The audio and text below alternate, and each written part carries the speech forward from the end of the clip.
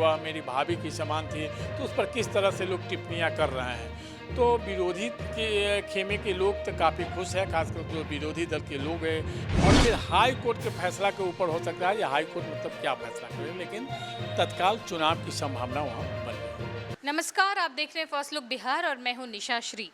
और आज जाके 4 जुलाई, जिसमें कि आज निर्णय आना था, जो साहेबगंज के विधायक हैं राजू कुमार सिंह, और उनका आज निर्णय आना था 2018 के नए साल के जश्न में जो हार्श फायरिंग हुई थी और उसमें किस तरह से एक महिला की जान चली गई थी, उस मामले में आज जाकर के पूरा जो है वो अदालत से फैसला आ गया है। क्या आया है फैसला, क्या था वो मामला, इस बारे में आपको विस्तार से बताएंगे हमारे वरिष्ठ पत्रकार रविंद्र कुमार सिंह। जी, जो उस समय हार्श फायरिंग की बात आ रही है, उसमें एक अर्चना गुप्ता नाम की महिला की मौत हुई थी।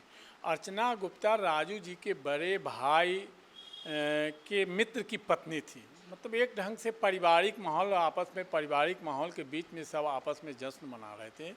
उसी में उस फायरिंग में गोली लग गई अचानक अर्चना गुप्ता को, और अर्चना गुप्ता की मौत हो गई थी। उस मामले को लेकर कोर्ट में थाना ने की ओर से कोर्ट में थाना में प्राथमिकी दर्ज कराई गई थी। वो प्राथमिकी दर्ज कराने के बाद पुलिस ने उस केस को अनुसंधान में साबित करते हुए और केस डायरी कोर्ट में समर्पित किया। जिस डायरी और गवाहों के बयान के आधार पर, सबूतों के आधार पर कोर्ट ने पहले तो फैसला को सुरक्षित रखा। आज फैसला, कोर्ट के द्वारा फैसला सुना दी गई, जिस फैसले में राजू सिंह को 4 साल की सज़ा सुनाई गई है। अब 4 साल के सज़ा सुनाने के बाद अब उनकी सदस्यता की बात है, तो सदस्यता में है जो 2 साल के बाद, 2 साल तक के अंदर की सज़ा है, तो उनकी मतलब क्या है, विधायकी बरकरार रह सकती थी। लेकिन 4 साल की सज़ा है, इस स्थिति में राजू सिंह की विधायकी भी जा सकती है। उस स्थिति में अब साहेबगंज में उपचुनाव कराया जा सकता है। तो उस उपचुनाव में अब अभी से ही एक तरफ सज़ा के साथ ही उपचुनाव को लेकर के सुगबुगाहट शुरू हो गई है। राजनीतिक हलकों में बड़े जोरों पर चर्चा शुरू हो गई है। खासकर साहेबगंज में तो और मतलब विरोधी लोग तो काफ़ी उत्साहित हैं, और जहाँ तक राजू जी के समर्थक की बात है वह काफ़ी मायूस है। लेकिन फिर भी वहाँ एक चर्चा यह भी है कि जो विधायक हैं उनकी पत्नी मोतिहारी में जिला परिषद के अध्यक्ष रह भी चुकी हैं, तो उन्हें ही वहाँ से साहिबगंज से भाजपा उम्मीदवार बना सकती है। यह तो खैर भविष्य की बात है, क्या हो सकता है, अटकलें मतलब तेज़ है। लेकिन वर्तमान में राजू सिंह को जेल जाना पड़ रहा है, और जेल में तो है ही, और उनकी विधायकी जाने की पूर्ण संभावना है, और इसमें उपचुनाव साहिबगंज में होगा। 4 साल की सज़ा और लगभग 25 लाख रुपए मुआवजा देने की बात भी आई है जो मृतका है उनके पति को। अब ठीक है, जो आपने बताया कि अब किस तरह से जो है, जैसे ही उनकी ये फैसला आया उसके बाद से राजनीतिक सुगबुगाहट उठ गई है। ये तो आपने भाजपा की बात बताई या एनडीए की जो सीट की बात आपने बताई। अन्य पार्टियों के क्या वहाँ पर आसार दिखाई दे रहे हैं? देखिए, अन्य पार्टियों में तो काफ़ी, जो विरोधी दल है उसमें काफ़ी खुशी है। आप देखते होइएगा कि जो सोशल मीडिया पर 3-4 रोज पहले से ही लगातार राजू सिंह छाए हुए हैं। राजू सिंह का मुद्दा छाया हुआ है, तरह तरह की मतलब टिप्पणियां की जा रही है। जब राजू सिंह के वकील ने कोर्ट में बात रखी, राजू सिंह ने कोर्ट में बात रखा कि वह मेरी भाभी की समान थी, तो उस पर किस तरह से लोग टिप्पणियां कर रहे हैं। तो विरोधी के खेमे के लोग तो काफ़ी खुश है, खासकर जो विरोधी दल के लोग हैं खुश हैं कि जब अब चुनाव होगा तो उन्हें भी मौका मिलेगा, वे चुनाव जीत सकते हैं। इसके लिए वे लगभग मतलब कोर्ट के फैसला से पहले ही अपना सुगबुगाहट शुरू कर दिया है। अब तो कोर्ट का फैसला आते ही एक तरह से विरोधी जश्न मनाने लगे हैं, अंदर ही अंदर जश्न मनाने लगे हैं, चुनाव की तैयारी करने लगे हैं।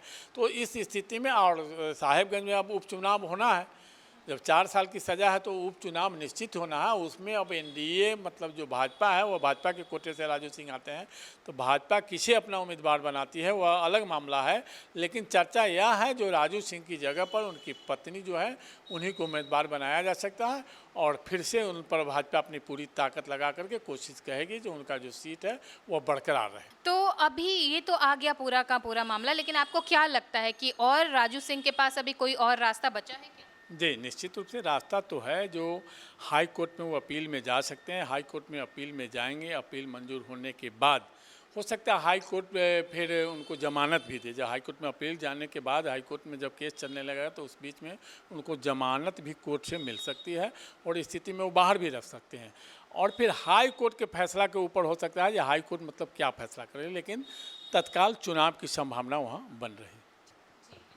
तो ये तो हो गए अभी फाइनली जो राजू सिंह को जिस तरह से सज़ा सुना दी गई है, अब वो जेल चले जाएंगे तो जाहिर सी बात है कि उनकी विधायकी चली जाएगी। तो राजनीतिक उठापटक जो है वो अपने आप जो है वो साहिबगंज सीट को लेकर के एक बार फिर से पूरी तरह से चर्चा में उठ चुकी है। और इसमें क्या होगा, किसको उम्मीदवार बनाया जाएगा, कौन सी पार्टी बाजी मारेगी, क्या उनकी पत्नी को अगर मिलती है सीट तो क्या वो सीट बचा पाएगी एनडीए, या फिर ये जो विरोधी दल है उनके खेमे में चली जाएगी, ये देखने वाली बात होगी। फिलहाल के लिए राजू सिंह मामले में राउज एवेन्यू कोर्ट का जो फैसला था वो हमने आपके सामने में रखा है और इसी के साथ इस चर्चा को यहीं पर देते हैं विराम। आगे इस केस से जो भी अपडेट होंगे हम आपके सामने लाते रहेंगे। फिलहाल के लिए दीजिए इजाज़त।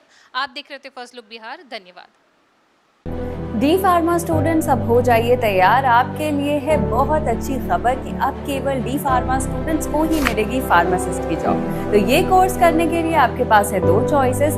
डीपीएस ग्रुप ऑफ इंस्टीट्यूशंस के किसी भी कॉलेज में एडमिशन लेकर के आप घर बैठे कर सकते हैं ऑफलाइन कोर्स, या फिर आप कर सकते हैं ऑनलाइन क्लासेस। और उससे भी अच्छी बात ये है कि डीपीएस ग्रुप के कॉलेजेस जो कि हैं इन 5 शहरों में, रांची, दुमका, देवघर, मुजफ्फरपुर और सीतामढ़ी, इन 5 शहरों के किसी भी कॉलेज में एडमिशन लेकर आप किसी और शहर में बैठ करके ये कोर्स कर सकते हैं।